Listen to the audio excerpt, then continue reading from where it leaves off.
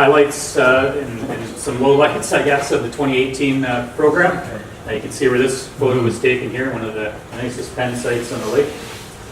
So you're familiar with the program. Basically, it's a mesh bag hung inside that frame.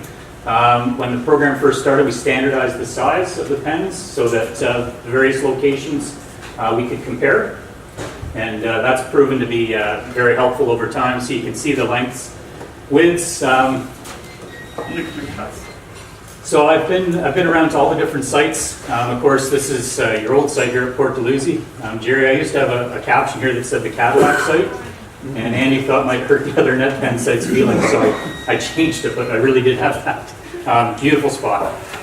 Wellington, Oshawa, Port Whitby, Bluffers, Port Credit, Bronte, and Darlington. So why did we go through the trouble? So Chinook are delivered in early April, about a month earlier than we typically stock them ourselves directly into the lake. Kept in the pen for 4 to 5 weeks. We see increased growth compared to certainly fish in the wild, but they're also bigger than the fish in the hatchery, and hopefully increased imprinting on the site that they're kept at. So when the fish mature 2 or 3 years later, let's hope that they'll come back, of course, and you folks and others can catch them. So that's why we go through the trouble. So net pens in Ontario, we started this program in 2003 down in Wellington and Barkoven, and it's increased. The success has really sold it. For 5 years, the first 5 years of the program to 2007, these were the only 2 sites, and they only released about 20,000 fish a year. So it started small, but it was working well, and it was successful. Now we have 8 sites, total 18 pens, and I think the last new pen was Bronte in 2017. You can see the typical numbers there. I mentioned the consistent volume of the pens, and that's really handy when it comes time to handing out fish. We've decided as a group, the net pen committee, that we'll only put 15,000 fish per pen. So when those fish get big, maybe 8 to 9 grams, we don't want them to get too big for the pen. They start nipping each other, disease can break out really quickly, and basically the quality of the fish takes a nosedive, and none of us want that. So we put them in at fairly low density, knowing they're going to grow, and you can just do the simple math there. So Port Dalhousie has four pens, and it's the biggest site with 60,000 fish. And again, as with everything we do, there's also our friends on the New York side. They've had a program for a little longer than we have. And they also rear steelhead in their pens. So Chinook and steelhead are in the green triangles. Chinook alone, like our sites, are in the blue. And then just steelhead sites are in the red. It changes a little bit year to year. Sometimes the local location, the temperature's not right or what have you. And New York will sometimes drop a site. We've been pretty consistent on our side year to year. We did have some challenges this year though. 2018, the year just passed, just over 413,000 Chinook were stocked. Over half by number and about 61% by weight went through the net pens. So if you break that down, 223,000 in the net pens, 190,000 direct. And you can see the size, again, pretty big in the net pens. This just breaks it down through time. So the direct stock fish, the ones that go either in the river or directly in the lake, are in the light blue. And the net pen fish are in the dark blue.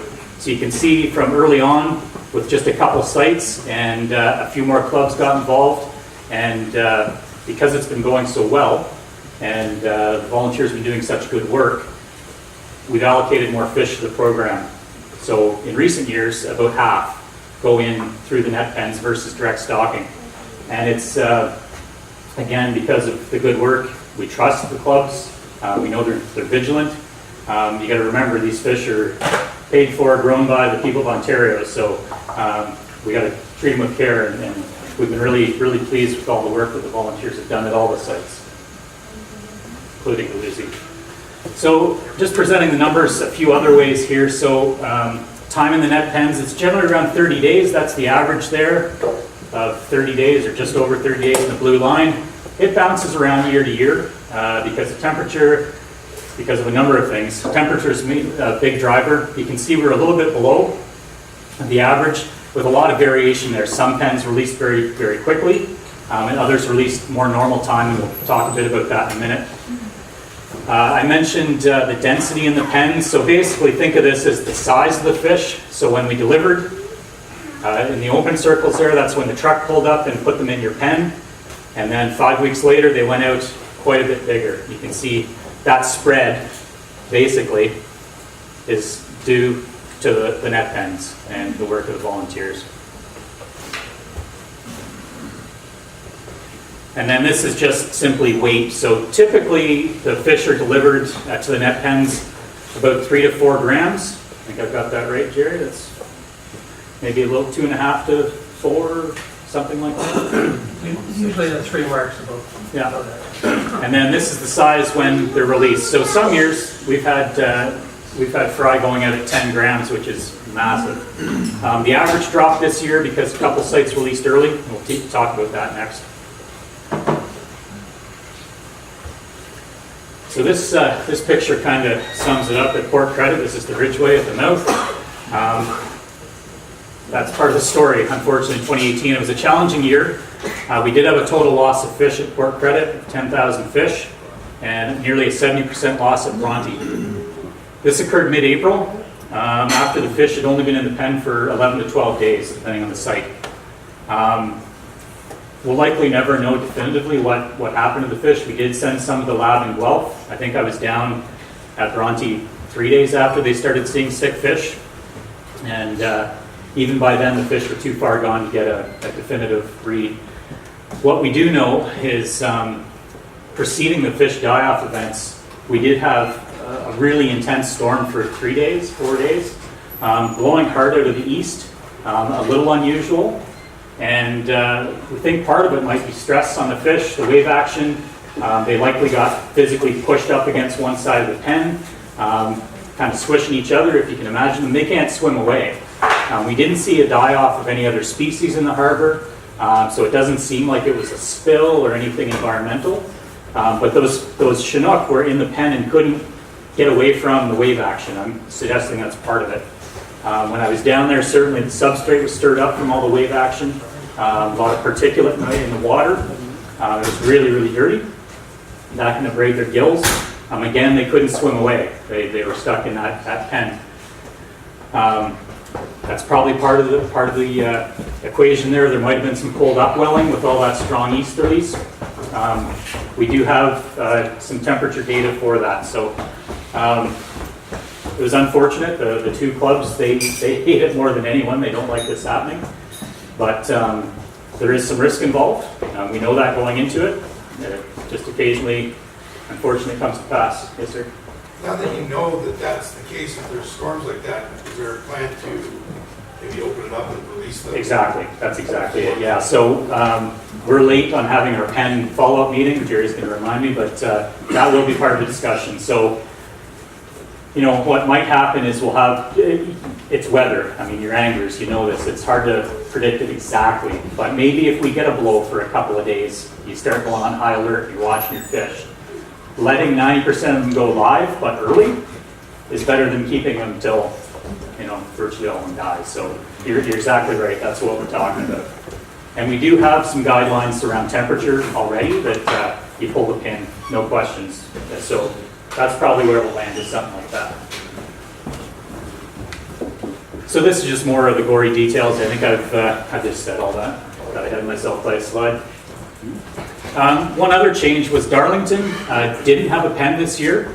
The volunteers noted at the marina that the docks were unsafe, that the pens were tied up to, and they'd be walking on. And I guess there was some work being done. The docks were being rebuilt. And to their credit, they said, we don't think we can do it. So the pen went to Port Whitby. There was no change in the number of fish allocated. The volunteers really stepped up. It is the same club at both sites, so many of the same people were involved. So it went really well. In general, aside from the drama there, 2018 was a cold year, and fish were smaller on average than in other years. I've showed you a few of those charts already. Care and feeding was really difficult, particularly earlier on, and there was, you know, ice, rain, and just miserable conditions overall.